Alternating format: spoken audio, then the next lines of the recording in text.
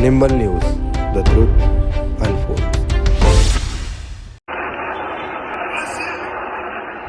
Israel और फ़लस्तीनियों के बीच जारी लड़ाई के बीच इस्राएली सेना ने कहा कि हमास और दूसरे फ़लस्तीनी संगठनों ने 1500 से ज़्यादा रॉकेट इसराइल की ओर दागे हैं, लेकिन इनमें से ज़्यादातर रॉकेट इसराइल की सुरक्षा शील्ड के कारण ज़मीन तक पहुंचने से पहले ही नष्ट हो गए। इस सुरक्षा शील्ड को आयरन डोम एंटी मिसाइल डिफेंस सिस्टम कहते हैं। इस्राएली अधिकारियों के मुताबिक ये तकनीक 90% मामलों में कारगर साबित होती है। ये रॉकेट को रिहायशी इलाकों में जमीन पर गिरने से पहले ही मार गिराती है। आयरन डोम एक बड़े मिसाइल डिफेंस सिस्टम का हिस्सा है जिसे इसराइल ने लाखों डॉलर खर्च करके बनाया है। ये सिस्टम खुद से पता लगा लेता है कि मिसाइल रिहायशी इलाकों में गिरने वाला है या नहीं और कौन सा मिसाइल अपने निशाने से चूक रहा है। सिर्फ वो मिसाइल जो रिहायशी इलाकों में गिरने वाले होते हैं उन्हें ये सिस्टम बीच हवा में मार गिराता है। ये खूबी इस तकनीक को बेहद किफ़ायती बनाती है। टाइम्स ऑफ इसराइल अखबार के मुताबिक हर इंटरसेप्टर की कीमत करीब $1.5 लाख है।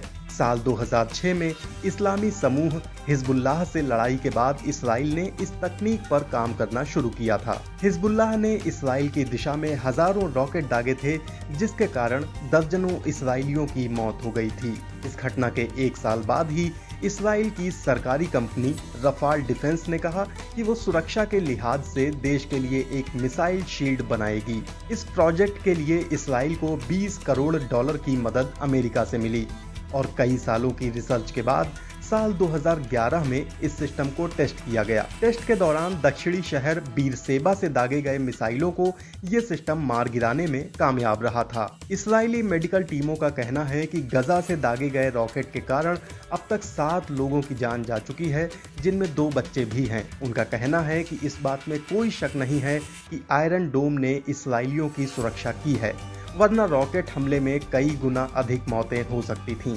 हालांकि ऐसा नहीं है कि ये सिस्टम पूरी तरह से मिसाइल प्रूफ है।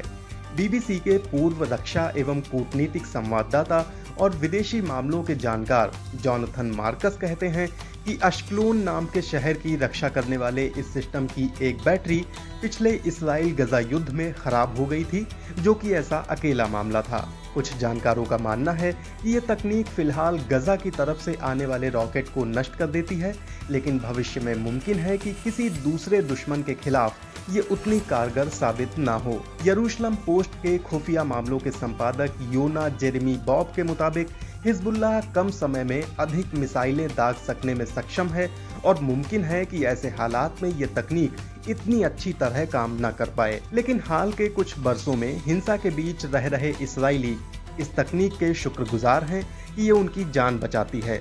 लेकिन तेल अवीव विश्वविद्यालय के राजनीतिक वैज्ञानिक डॉक्टर योआव फ्रोमर का मानना है कि इसराइल को सिर्फ इस तकनीक के भरोसे नहीं रहना चाहिए और लंबे समय के लिए कोई और समाधान खोजना चाहिए। उन्होंने बीबीसी को बताया, ये विडंबना है कि आयरन डोम के सफल होने के कारण कुछ विदेशी नीतियां फेल हो गईं, जिनके कारण हिंसा बढ़ी है। कई सालों बाद भी हम हिंसा के नहीं खत्म होने वाले चक्र में फंसे हैं।